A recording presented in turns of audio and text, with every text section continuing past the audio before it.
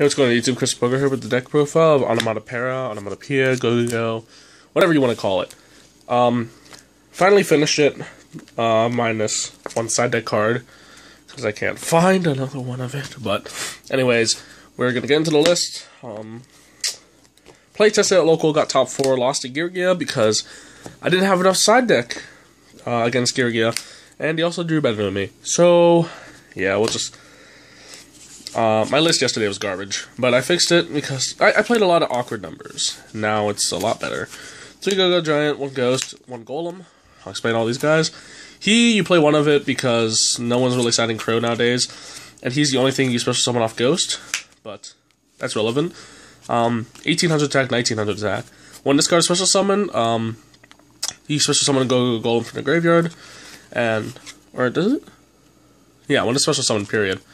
But yeah, he goes to defense afterwards. So he's a 19-0, but if you special in defense, you still summon Go-Go Golem in defense. So it doesn't have to switch to summon. So that's always good. So 2 of those. And then 3 Giant. You play 2 of these because it's more Mass Chameleon targets. 3 Giant. He's basically a Wolf Bark. He's 2000. When he swings, he switches to defense. And he's 0 defense for a Mass Chameleon target. When he's normal summoned, you could special summon Go-Go monster from your graveyard and then switch him to defense. So, yeah. Pretty good engine as it is. Then we move on. 2 Go-Go Gardener. When you're attacked directly, or when your opponent's monster attacks you directly, you can special summon it in attack or defense, doesn't matter. And they could redirect it if they want, or not. But you could discard 1 card to stop it from being destroyed by battle once. So it gets rid of dumb cards in your hand, and... Oh, what are you doing? Okay. And it's another target for Onomatopoeia, which is key. 2 Dodo Buster. He's really cool. I used him a lot. It's a 19, level 6, but you can Cyber Dragon it. Its effect is Cyber Dragon. You special summon it if your opponent controls a monster, you control none. But then its level becomes 4, so it's really good. And Dodo is also a target for Onomatopoeia. Then we have 2 Mass Chameleon. That's kind of like Wolf Bark, but it makes synchros. So Mass Chameleon 16, when it's normal summon, you can't normal summon if you have a 5 or higher on the field already, but that's not really relevant, unless you have another synchro, and that means you had to double Chameleon in a row, so that's really out of the question. And when you normal summon it, you can special summon a level 0 defense monster from your graveyard in defense position. Its effect is negated, and you can't special summon except from the extra deck for the rest of the turn. So you can either synchro or exceed with it, and it's pretty tight. I don't play 3 because it got really cloggy as a tuner. It didn't like this. Jesus, you people. But this is better because it has attack points, and it synergizes with more things. 3 Kage. Oh, that's also relevant. Mass Command's a reptile, and you make King of the Pharaoh Imps. Kage, taps 3. When you don't summon a monster, you can reveal it and special summon it. It's a reptile, so it's searchable, and make rank exceeds. Make 4 exceeds are good. 2 Mizuki. I only have 1 gold, so I'm playing 2 commons for now. Anyways, feeling it. What's the zombie, you might ask? There's only 1 zombie. It's the most important card. It's Go-Go Ghost. 1 is special summon, no matter how it's done. So, when Mizuki gets in the grave through several ways, Lavolvo Chain, summoning it with Kage. It's a 1700 beater, so it's fine.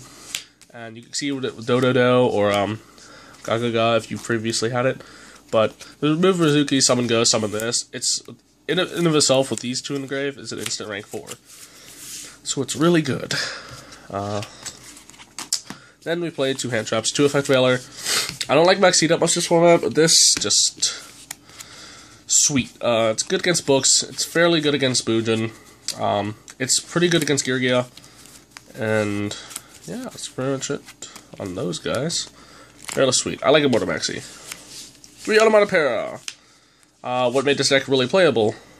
But you can only activate 1 of these a turn. You activate it by discarding a card, and you could grab 1 of each, but not multiple copies, of any Zubaba, Go-Go, or Dodo. So you can't just grab Go-Go Giant, Go-Go Ghost. You have to grab a Go-Go and a Go-Go or Dodo. Emphasis on why you play those guys. And yeah, it puts the deck together. It dumps Mizuki. It's a bunch of things. 2 Forbidden Lance. Lets your plays go off. Yeah, card's good.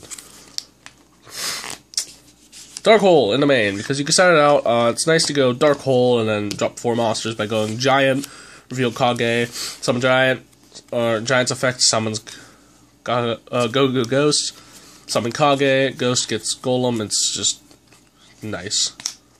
And Dark Hole is in the main because, you know, Geargia.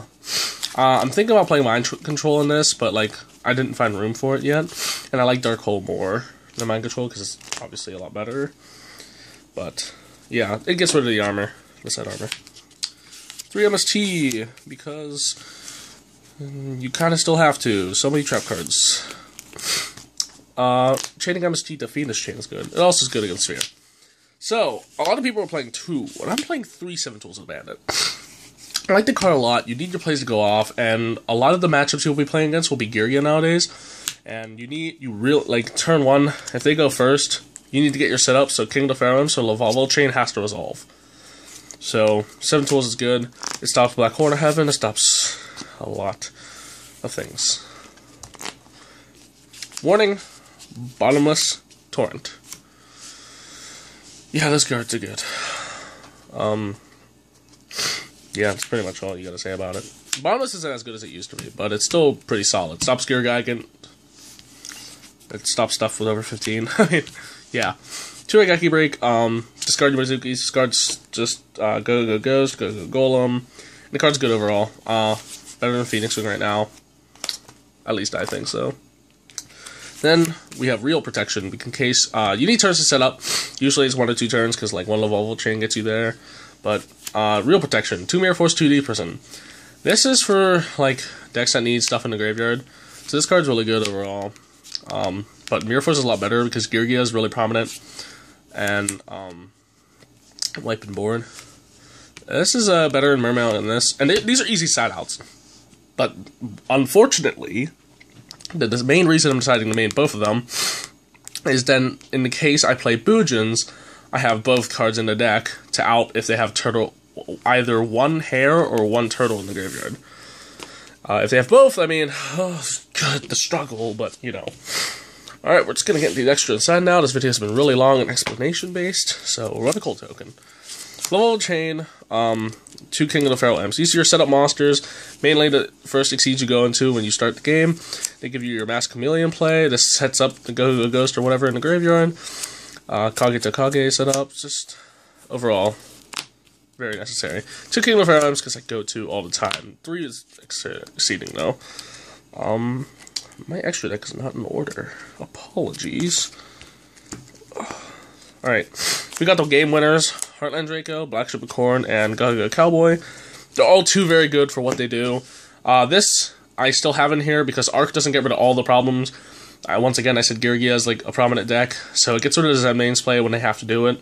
And these finish games. Like, I finished 2 games with this and 1 game with this at local yesterday. Didn't go Cowboy yet, dang it.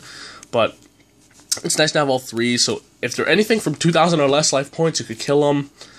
And, yeah. Sorry, there's like saliva on this, somehow. Whoops. Exoton. You can't play Yu-Gi-Oh! Without it. I mean, it's one of the best Exceeds out right now. But, Wiping Field, you can control your resources much better than other decks, because most of your resources come from the graveyard anyways. Like, you have 1 card Giant, but then Giant turns into this. And it's like, you don't require 2 cards. It's stuff's in the graveyard, this is better. You usually have less resources. And plus, Geargia sets a lot of back row. And if this resolves, it basically, if they don't have a Blackhorn, this resolves, it's to wipe their field, because generally they have more cards than you, because armor is searching. And yeah, I don't know why I had to explain Exoton. 2 arcs, yes, 2. Cards busted.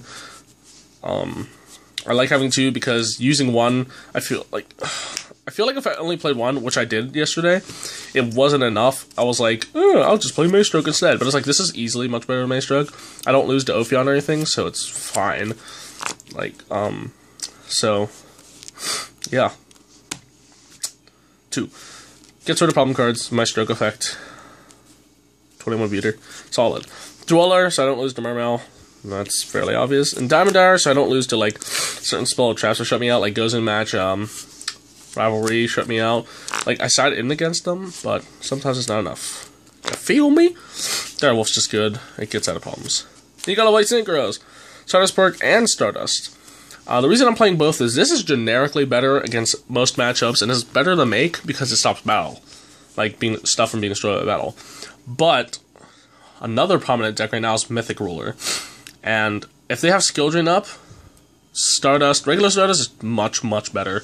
Let me tell you. Scrap Dragon gets you out of problems. Yesterday I won a game with Scrap Dragon because I was like, Scrap Dragon, target my set MST, target your back row. No response, chain MST, destroy your other back row. And then I attacked him for game. Yeah, Scrap Dragon's just good. And Crimson Blader, so I don't lose to Mermail. And that's not even a super. Feeling it. Into the sideboard, my Carvana token. I have 2, by the way. They separate my extra main aside. But Draco! Alright. Extra sideboard, 2 Shared Ride. I opted to play this over Mistake because I feel like my deck doesn't like Mistake. I use King of the Pharaohs fairly often, and I play 3 Onomatopoeia. So Mistake would really annoy me. This allows me to draw combo pieces and kill them. Because Prophecy, like, Mistake stops them from searching, but they can destroy Mistake pretty easily. This is just a maxi against them. If they want a plus, if they want to do anything that turn, I get to +2. And they don't have, generally, spellbooks don't have enough back row to be able to stop many of your pushes, because you can summon like 4 Mosses in a turn pretty easily, and double Exceed. 1 Fate doesn't get over that. And, like, they can't kill you. It's very difficult for, like, Prophecy to just push for game. And this video is really long, so, yeah, 2 Shed Red. I liked it. I played Prophecy in top 8, and I beat it round 1 or round 2, rather, because of discard. 2 Twister. This gets me out of things. Sided in against Bujin, sided in against Spellbooks. You sided in pretty much against everything, because they side against you. This is 1 card I missed in the side deck, because I can't find it. I'm playing 2 Noblemen. I didn't have enough side against Girgia, but Noblemen, there's no way for them to protect a set monster. It just gets rid of the armor and lets me push. So yeah. 2 Nobleman of the Crossout. Or just of Crossout. 2 DNA Surgery. Gets around Spellbooks, gets around Bujin. Other things. Very good. Very good card. I didn't play enough of these, and I wish I played 3, but now I'm playing 3. Mind Crush gets you there with, or against rather, Girgia, Mermail, practically everything. It's just nice to have 3 of it, because you could draw it quickly too, and shut them out. And 3 of the MVP. 3 Heraldry Reborn. Now, some people question this. A lot of people questioned this yesterday, actually. And there's not one situation where it sucked for me. For those who don't know what it does, it's a counter trap card. And you could also read it by pausing the video. But when an effective opponent's Exceed monster is activated by detaching its own Exceed materials, they get the activation. If you do, destroy it. Basically, I am playing this over Blackhorn. Why? I played against 3 Girgia players that day. And every time they said wait when I Exceed summon, I knew they had Blackhorn down. Because Blackhorn are warning. And it's always nice. I played around it. I made an Exceed that sucked, but it will still be bad for them. I forced a Blackhorn. Excuse me. I made another Exceed with Mizuki anyways. I like this for that reason. If they think I have a Blackhorn down, it sucks because they could force it really easily. Like Girgia, they'll just go, alright, I'll go Flip Armor, Summon Double Accelerator, make Geargigan, and then you have to Black Hornet. And it's like, there's a bunch of things they could do other than that. They could go, alright, summon MK2, summon another dude. It's not good enough. This basically allows me to control what Exceed I want to go off when. If they just have a Geargigan, I don't care. Like, if they have Exciton, I care. Because if they Geargigan bait me and they go, alright, Exciton, fuck up your field. That sucks. So this lets me not lose to that. And it's really good. It's also cheaper than Void Trap Hole, because basically what this does, that those like Void or Trap Check Trap Hole, Void Trap Hole, or Black Horn of Heaven does, is it gives me control of when I want to negate their monster and destroy it. And if I had Black Horn of Heaven anyways, it loses to 7 tools, and so does this, so it's fine. But this is a really long video. I hope you guys enjoy. Subscribe, 15 minutes, and I'll see you guys in the next video. Adios, YouTube.